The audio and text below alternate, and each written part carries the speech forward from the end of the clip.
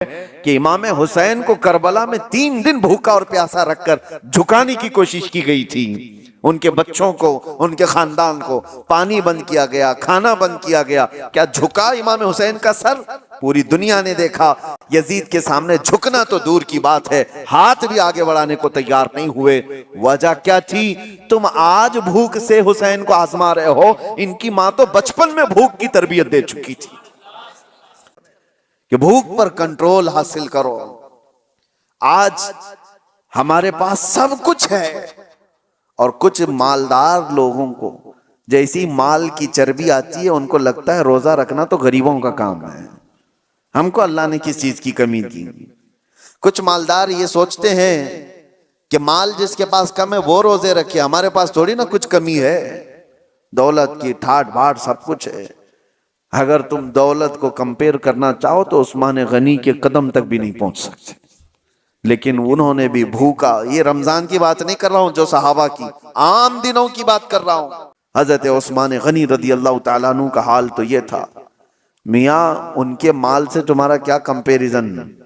ایک جنگ میں، جنگ تبوک کے موقع پر انہوں نے جو صدقہ دیا تھا، خیرات کیا تھا، جانتے ہو آج کے زمانے میں اس خیرات کی ویلیوشن کر لی جائے نا 116 کروڑ روپے بنتے ہیں آج کے. وہ حضرت عثمان غنی نے ایک ہی جنگ میں دان کر دیے تھے. وہ خیرات کرتے تھے تو 116 کروڑ آج کی قیمت بنتی ہے کوئی خیرات کرنے والا؟ اور ظاہر سی بات ہے پورا مال نہیں، اپنے مال کا تھوڑا سا حصہ انہوں نے خیرات کیا تھا. تو مال کتنا تھا ان کے پاس اس زمانے میں؟ اور یہی وجہ ہے کہ حضرت عثمان غنی رضی اللہ تعالیٰ عنہ کا مال آج بھی مدینے میں موجود ہے. ان کے نام کی ہوٹلز ہیں، ان کے ہی کھاتے میں جاتی ہیں. مدینہ طیبہ کی میونسپلٹی کا خرچہ حضرت عثمان غنی کے مال سے پورا کیا جاتا ہے. آج ان کا مال ختم نہیں ہوا، آج بھی موجود ہے. وقف عثمان. میں یہ کہہ رہا ہوں اتنے بڑے مالدار، اتنا کچھ ان کے پاس تھا، لیکن زندگی گزارنے کے لیے انہوں نے بھی بھوک کو اختیار کیا ہے. ایک بار تو ایسا ہوا کہ ایک صحابی حضور کے پاس آئے، کہا یا رسول اللہ صلی اللہ علیہ وسلم شادی کے لیے مال کچھ خریدنے کی مجھے ضرورت ہے، سامان خریدنے کی، کچھ مال چاہیے. حضور نے کہا کہ جاؤ عثمان کے پاس اپنے شادی کے اخراجات کے پیسے لے لو، کہنا کہ میں نے بھیجا ہے. وہ صحابی آئے حضرت عثمان غنی کے گھر پر، تو ابھی وہ دروازے پر پہنچے تھے، حضرت عثمان کی گرجدار آواز آ رہی تھی اندر سے. یہ صحابی ٹھٹک کر کھڑے ہو گئے، سنا کہ ڈانٹ رہے ہیں وہ کسی کو. وہ اپنے خادم کو ڈانٹ رہے تھے، اپنے غلام کو ڈانٹ رہے تھے حضرت عثمان غنی. یہ کان لگا کر باہر سے سنتے ہیں کہ کس بات پر ڈانٹ رہے ہیں. تو دیکھا کہ خادم کو، غلام کو اس بات پر ڈانٹ رہے ہیں کہ چراغ میں اس نے بتی تھوڑی زیادہ کر دی تھی، تیل زیادہ جل رہا تھا. تو یہ صحابی باہر سے سنتے ہیں اور واپس چلے جاتے ہیں. جو اپنے گھر میں چراغ کے تیل جلنے پر غصہ کرتا ہو میری شادی کا خرچہ کہاں سے دے گا؟ واپس چلے گئے. دوسرے دن آئے، وہی وقت تھا، آج پھر گرجدار آواز آ رہی تھی اندر سے. انہوں نے سنا آج پھر کسی کو ڈانٹ رہے ہیں، آج پھر خادم کو ڈانٹ رہے تھے. کس بات پر؟ اس بات پر کہ دال میں نمک زیادہ کیا ہوا ہے. زیادہ نہیں، ٹیسٹی بنایا ہوا ہے. نمک کے بغیر تو ٹیسٹ آتا نہیں، تو ٹیسٹ اچھا کر دیا. تو حضرت عثمان غنی اس پر اس کو ڈانٹ رہے ہیں کہ نمک اتنا استعمال کر لیا کہ دال لذت والی ہو گئی ہے، زیادہ کھائی جا سکتی ہے. تو یہ صحابی جو باہر کھڑے تھے انہوں نے کہا یہ تو دال پر اور چراغ پر غصہ کرتے ہیں، یہ میرے شادی کا خرچہ کہاں سے دیں گے؟ واپس پلٹ رہے تھے، حضرت عثمان غنی نے ان کو دیکھ لیا. کہا کہ کل بھی تم آئے تھے، آج بھی تم آئے، کیا بات ہے، کس لیے آئے؟ انہوں نے کہا بات در حقیقت یہ ہے کہ اللہ کے نبی صلی اللہ علیہ وسلم نے تمہارے پاس مجھے بھیجا، میرے شادی کے اخراجات آپ سے میں حاصل کروں. لیکن آپ 2 دن سے میں دیکھ رہا ہوں غصے میں ہیں، خادم کو خوب ڈانٹے جا رہے ہیں، کبھی چراغ پر کبھی دال پر. میں نے یہ سوچا کہ کہاں میری شادی ہو سکتی ہے ان کے مال سے. حضرت عثمان غنی نے کہا قسم خدا کی تو کیا اللہ کے نبی کا حکم ہو تو 70 شادیاں میں تنہا کر دوں. لوگوں کے مدد کے لیے میرا مال کھلا ہوا ہے، لیکن جو تم نے دیکھا میرے گھر میں وہ میرے اپنے ضرورت کے لیے چیزیں تھی۔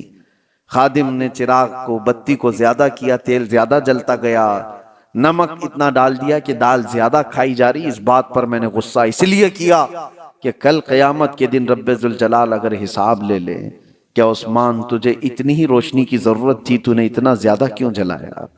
اگر رب تبارک و تعالی حساب لے لے کہ تو نے دال جتنے پر تیرا گزر ہو سکتا تھا اس سے زیادہ کھایا کیوں، اس لذت بڑھ گئی تیری، تو میں کیا جواب دوں گا؟ اس لیے تربیت کے لیے میں اپنے خادم کو ڈانٹ رہا تھا، یہ نہیں کہ دوسرے کو دینے کے لیے کبھی ڈانٹا۔ یہ حضرت عثمان غنی تھے جنہوں نے مالداری کے اوج پر پہنچ کر کے بھی کنٹرولنگ دکھایا دنیا کو۔ آج لوگ یہ سمجھتے ہیں بہت مال آ جائے تو ہمارا نہیں ہے کام روزہ رکھنا، تراویح پڑھنا، یہ غریبوں کا کام ہے۔ اور اگر تمہارے دماغ میں ایسا ہے تو ٹھیک ہی ہے کہ اللہ غریبوں کو پسند بھی فرماتا ہے۔ اللہ تعالیٰ غریبوں کے گھر رمضان بھیجا ہے، وہ روزہ بھی رکھتے ہیں اور تراویح بھی پڑھتے ہیں، اور اسلام غریبوں سے شروع ہوا ہے اور غریبوں میں ختم بھی ہو جائے گا۔ میرے عزیزوں، بھوک کے متعلق ایک بات اور عرض کرتا ہوں، کہاں صحابہ کرام نے اپنے گھروں میں کس طرح کیا۔ حضور صلی اللہ تعالیٰ علیہ وسلم ایک دن گھر سے نکلے، اس وقت بھی ایک صحابی حضور کے ساتھ ہے، کہتے ہیں کہ رسول پاک صلی اللہ تعالیٰ علیہ وسلم حضرت فاطمہ کے گھر گئے۔ حضرت فاطمہ اس وقت گھر میں اکیلی بچوں کے ساتھ، دیکھا کہ آواز نہیں نکل رہی ہے بچوں کی۔ حضرت فاطمہ رضی اللہ تعالیٰ عنہ، نہیں میں یہ بات بعد میں عرض کرتا ہوں، حضور پاک صلی اللہ تعالیٰ علیہ وسلم کی ایک دعوت ہوئی حضرت ابو ایوب کے گھر۔ حضور پاک صلی اللہ تعالیٰ علیہ وسلم جیسی پہنچے، انہوں نے ایک بکری کا بچہ ذبح کیا اور آپ کی دعوت کر دی۔ صحابہ جو ساتھ میں تھے، 2 صحابہ، حضور صلی اللہ تعالیٰ علیہ وسلم کھانے کے لیے بیٹھے تو حضرت ابو ہریرہ کہتے ہیں کھانے کی خوشبو اتنی تھی کہ جلدی سے جلدی لپکنے کا دل کر رہا تھا، ہاتھ لگا دوں۔ ظاہر سی بات ہے جو بندہ 3 دن سے بھوکا ہے وہ کھانے کے دسترخوان پر ہاتھ رکھنا ہی چاہ رہے تھے۔ رسول پاک صلی اللہ تعالیٰ علیہ وسلم نے کہا گھر والوں سے کہ ایک کٹوری اور ہو تو دے دو۔ سالن دسترخوان پر رکھا ہے، ایک خالی کٹوری منگوائی اور اس میں سالن آدھا کیا، اور اس کے بعد جو بات کہتے ہیں میرے آقا، اللہ اکبر۔ ایک صحابی حضرت ابو ہریرہ وہ کہتے ہیں کہ حضور نے یہ دیا اور کہا جاؤ فاطمہ کے گھر دے کر کے آؤ، پچھلے 8 دن سے ان کے ہاں فاقہ چل رہا ہے، ان کے ہاں فاقہ چل رہا ہے، ان کے بچے اور ان کا۔ یہ کس گھرانے کی بات کر رہا ہوں؟ کیا وہ گھرانہ محتاج تھا؟ وہ گھرانہ کوئی محتاج گھرانہ ہے؟ پوری دنیا جن کے نام کا صدقہ کھا رہی ہے آج، اور اگر وہ چاہ لیں اللہ کی بارگاہ میں خواہش بھی کریں روزانہ جنت سے جبرائیل ان کے لیے کھانا لے آئیں، لیکن وہ گھرانہ ایسا تھا، بھوک پر کنٹرول کرنا سکھایا گیا۔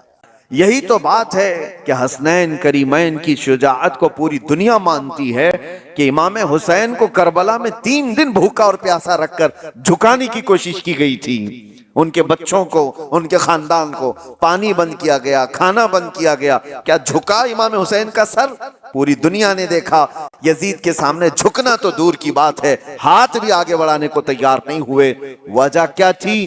تم آج بھوک سے حسین کو آزما رہے ہو، ان کی ماں تو بچپن میں بھوک کی تربیت دے چکی تھی، بچپن میں ان کو بھوک کی تربیت دی گئی ہے، بھوکا رہنے کی عادت دی گئی ہے۔ ارے روزے ان کے گھر کے ہیں، یہاں پر فاقہ ان کے گھر کا ہے۔ یہی تو بات ہے کہ آج اپنے بچوں کو اگر آپ بھوک کو برداشت کرنے کی تربیت دے دو، انشاءاللہ میرا یہ کہنا ہے کہ کبھی تمہارا بچہ حرام روزی کی طرف نہیں جائے گا، وہ کبھی ایسا نہیں ہوگا کہ اپنے لذتوں کے لیے کچھ بھی کھا لے گا۔ ہمارے گھر میں روز کھانا بنتا ہے، ٹھیک ہے، کبھی کبھار نہ بنا۔ میں خود میرے والد گرامی کو دیکھتا، کسی دن پورا کا پورا آف، کچھ بھی نہیں، وہ مرمرے ہوتے تھے۔ ہماری ماں سے کہا جاتا بچوں کو آج یہی کھلاؤ، ہر دن لذت والی چیزیں کھانے کی جو بچوں کو عادت ہو جاتی، ماں آج بریانی، ماں رات کو سالن، ماں آج یہ چاہیے، ماں وہ چاہیے۔ بچوں کی خواہشات پر تو ہم اتاولے رہتے ہیں، بیٹا کیا چاہیے ابھی، اور اب تو زمانہ پیزے برگر کا آ گیا۔ ادھر خواہش کیا کہ ادھر گھر میں آ گئی چیزیں. تو بچوں کو اس قدر ہم لذتوں کے ساتھ حاوی کر چکے ہیں ان کے کھانوں کی خواہشات کو کہ وہ اب بچ نہیں پاتے. اور ایک دن اگر ان کو ہلکی غذائیں کہو کہ کبھی دال چاول کھا لو، کتنے گھروں سے ہمیں یہ بات آتی ہے، ان کی مائیں یا ان کے گھر والے کہتے ہیں گھر میں کسی دن سبزی پکائی جائے تو یہ بچے گھر سے ہی بھاگ جاتے ہیں، کہتے ہیں آج کھانا نہیں ہے. کیا بنا ہے گھر میں؟ کچھ کھانا تھوڑی ہے، باہر جائیں گے چائنیز کھانا ہے. کوئی دن ایسا آتا ہے، کوئی دن ایسا آتا ہے کہ روز لذت والی چیزیں کھا رہے ہیں، آج دال چکھ لیں گے. کوئی دن ایسا آتا ہے کہ آج اپنے نفس کو مارنے کے لیے کریلا چکھ لیں گے، جو خواہش ہوتی ہی نہیں جس کی کھانے کی، چکھ لیں گے. میرے عزیزو، یہ بھوک کو اگر تم نے کنٹرول نہیں کیا تو یہ ایسا گھوڑا ہے جو کہیں رکتا نہیں. نفسانی خواہشات، اس کو لگام دینا پڑتا ہے. حضرت سیدنا عیسیٰ علیہ السلام نماز میں کھڑے تھے، کمزوری تھی، تو کہتے ہیں کہ شیطان ان کے پاس آیا اور نفس کے راستے سے ان سے کہا آپ بڑے کمزور ہیں، تھوڑا کھا لیں گے تو عبادت میں کھڑے ہو جائیں گے. آپ نصیحت کر رہا ہے، عبادت آپ کی اچھی ہو جائے گی، آپ تھوڑا کھا لیں گے، کچھ کھانا پانی پیش کر دوں. سیدنا عیسیٰ علیہ السلام جلال میں اور کہا یقیناً بھوک تو لگی ہے، پیاس تو لگی ہے، لیکن تجھ جیسا شیطان اور یہ کہے کہ کھا لیں عبادت میں طاقت آ جائے گی، یہ سمجھ سے باہر ہے. حضرت عیسیٰ علیہ السلام نے اسی وقت کہا میں مر جاؤں گا لیکن تیری پیشکش کو قبول نہیں کروں گا، تیری طرف سے جو بھوک مٹانے کی بات کی جا رہی ہے. اور اسی وقت عیسیٰ علیہ السلام نے یہ فرمایا کہ مجھے پتا ہے کہ شیطان اگر سب سے زیادہ بلکتا ہے، تڑپتا ہے تو انسان کی بھوک سے، کہ یہ بھوکا رہے گا تو میرا وار اس پر نہیں ہو پائے گا. شیطان کو اس بات کا ہمیشہ ڈر ہے کہ جو بندہ بھوکا اور پیاسا رہ جائے اور اس کو برداشت ہو جائے تو شیطان کہتا ہے کہ اس پر تو میرا وار ہو نہیں پائے گا، مشکل ہو جائے گا، اس کو کھلاؤ، اس کو پلاؤ. روزہ چھوڑنے کی جتنے لوگوں کے دلوں کے اندر یہ خواہشات آتی ہیں وہ نفس ان کا روزے سے دور کرتا ہے. وہ شیطان کا جاسوس کہا گیا ہے نفس کو، جو چھوڑ کر کے گیا ہے. رمضان میں شیطان تو نہیں لیکن شیطان کا جاسوس ہمارے ساتھ ہے، وہ نفس ہے. ہمیں کن کن چیزوں کی خواہشات ہے یہ نفس اسے خبر دیتا ہے شیطان، اور اسی راستے سے وہ ہم پر حملہ کرتا ہے. نفس تو ہمارے سب کے ساتھ ہے. یہ تمہیں اندر سے یہ کہے گا کہ بھوکے رہنے سے کمزوری آ جائے گی، فلاں ہو جائے گا، یہ ہو جائے گا، اور کھاؤ پیٹ کو بھرتے جاؤ، اور نفس جب موٹا ہو جائے شیطان اس پر حاوی ہو جائے.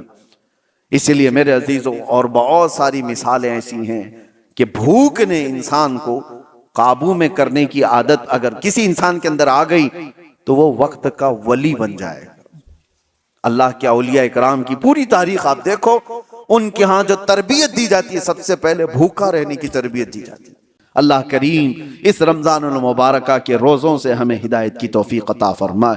مولا کریم ہمارے نفس کو کنٹرول کی توفیق ہمیں عطا کرے، اور اللہ تعالیٰ اپنے وعدے کے مطابق ہمیں اس ماہ مبارکہ میں پرہیزگاری عطا فرمائے، تقوی عطا فرمائے، اور رسول کریم صلی اللہ تعالیٰ علیہ وسلم کی بارگاہ کا قرب ہمیں نصیب فرمائے. وآخر دعوانا ان الحمدللہ رب العالمین. السلام علیکم.